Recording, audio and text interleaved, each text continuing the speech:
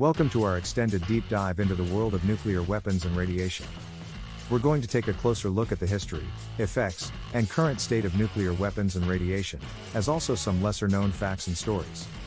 First, let's talk about the history of nuclear weapons. In 1939, a group of scientists led by physicist Albert Einstein warned President Franklin D. Roosevelt that the Nazis were working on a weapon of mass destruction using nuclear fission. This prompted the United States to begin its research, leading to the creation of the Manhattan Project. On August 6, 1945, the United States dropped the first nuclear bomb on Hiroshima, Japan, killing over 140,000 people.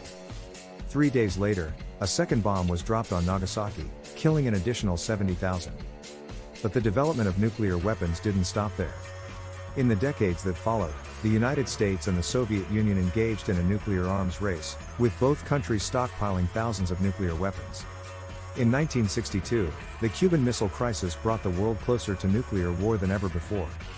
The crisis was resolved when the Soviet Union agreed to remove its nuclear missiles from Cuba in exchange for a U.S. promise not to invade the island.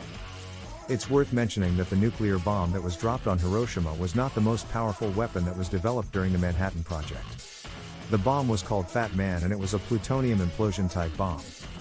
However, the bomb that was dropped on Nagasaki was a uranium gun-type bomb, and it was less powerful than the one used in Hiroshima. Now let's talk about the effects of nuclear weapons and radiation. A nuclear explosion releases a massive amount of energy in the form of heat, light, and radiation. This radiation can have devastating effects on human health, causing cancer, birth defects, and other illnesses. The bombing of Hiroshima and Nagasaki resulted in a large number of deaths from radiation sickness. The survivors, known as hibakusha, have faced ongoing health issues as a result of their radiation exposure. One of the hibakusha's stories is about Sadako Sasaki. She was just 2 years old when the atomic bomb was dropped on Hiroshima. Despite her young age, she was exposed to radiation and developed leukemia. She became famous for folding paper cranes in hopes of making 1,000, believing that this would grant her wish to survive. She died at the age of 12. Her story spread around the world, and her crane folding became a symbol of peace. Another story is about Tsutomu Yamaguchi, who was in Hiroshima on a business trip when the bomb was dropped. He miraculously survived, and returned to his hometown of Nagasaki, only to experience the second atomic bombing. He managed to survive again, and lived for another 63 years, becoming the only officially recognized Nayu hibakusha or double bomb survivor. The use of nuclear weapons also has the potential to cause widespread environmental damage. A nuclear explosion can release radioactive materials into the air, contaminating soil and water sources. This can have long-term effects on the environment and the health of people living in the affected area. Despite the devastating effects of nuclear weapons, many countries still possess them. Today, the United States and Russia possess the largest stockpiles, with China, France, and the United Kingdom also having nuclear weapons. In addition, India, Pakistan, and North Korea have also developed nuclear weapons, raising concerns about the risk of nuclear war and proliferation. And with time, more and more countries are looking to add nukes to their weapons arsenal. The Iranian nuclear program is a source of ongoing concern and controversy in the international community. Iran maintains that its nuclear program is for peaceful purposes, such as generating electricity and medical research. However, the United States and other countries have accused Iran of seeking to develop nuclear weapons. In 2002, the existence of Iran's previously undisclosed nuclear facilities was revealed by an Iranian opposition group. This led to international inspections and negotiations, to ensure that Iran's nuclear program is peaceful. In 2015, the P5+1 countries, United States, United Kingdom, Russia, China, France, and Germany, reached an agreement with Iran, known as the Joint Comprehensive Plan of Action, JCPOA, under which Iran agreed to limit its nuclear activities in exchange for the lifting of international sanctions. However, in 2018, the United States withdrew from the JCPOA and reimposed sanctions on Iran. This led to increased tensions between the US and Iran, with the latter announcing that it would no longer adhere to the limits on its nuclear activities set by the JCPOA. In recent years, the International Atomic Energy Agency, IAEA, has reported that Iran has exceeded the limits on its nuclear activities set by the JCPOA, such as increasing its enriched uranium stockpiles and increasing the level of enrichment. This has led to concerns about Iran's nuclear program and the potential for it to develop nuclear weapons.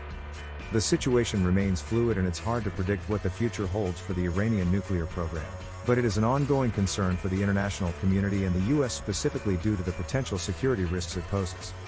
The US and its allies are closely monitoring the situation and taking diplomatic and economic measures to prevent Iran from acquiring nuclear weapons.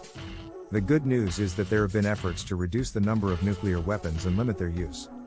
In 1968, the Treaty on the Non-Proliferation of Nuclear Weapons, NPT, was signed, to prevent the spread of nuclear weapons and promote disarmament. However, the treaty has faced challenges, and the number of nuclear weapons in the world remains high. Another important treaty is the Strategic Arms Reduction Treaty, START, which was signed by the United States and Russia in 1991, and it aimed to reduce the number of strategic nuclear weapons held by both countries. The treaty was later followed by New START, signed in 2010, which reduced the number of strategic nuclear warheads and delivery vehicles held by both countries. It's worth mentioning that not all countries have signed the NPT treaty, and some have not agreed to reduce their nuclear weapons arsenal. One example is Israel, which is believed to possess nuclear weapons but has not officially confirmed or denied it. Another lesser-known fact is that nuclear weapons have been used for peaceful purposes as well, such as generating electricity. Nuclear power plants use nuclear reactions to produce heat, which is then used to generate electricity. However, the use of nuclear power has also raised concerns about the potential for accidents and the disposal of nuclear waste. As we've discussed, nuclear weapons have had a profound impact on human history and continue to pose a threat to global security and stability. But what does the future of nuclear weapons look like? One potential scenario is continued proliferation. If countries continue to acquire nuclear weapons, the number of nuclear-armed states could increase, raising the risk of nuclear war and making disarmament more difficult. This would also increase the chance of a nuclear weapon falling into the wrong hands or being used by a non-state actor. Another potential scenario is disarmament. Some experts and organizations advocate for the complete elimination of nuclear weapons, arguing that they are too dangerous to exist. The Treaty on the Prohibition of Nuclear Weapons, which was adopted by the United Nations in 2017, is a step in this direction. However, the treaty has not been ratified by many nuclear-armed states and it is still a long way for it to be implemented. Another potential scenario is the continuation of arms control efforts, such as the Strategic Arms Reduction Treaty, START, and the Joint Comprehensive Plan of Action, JCPOA, which aim to reduce the number of nuclear weapons and limit the proliferation of nuclear weapons. These agreements have been successful in the past, but it's hard to predict if they will be able to continue in the future.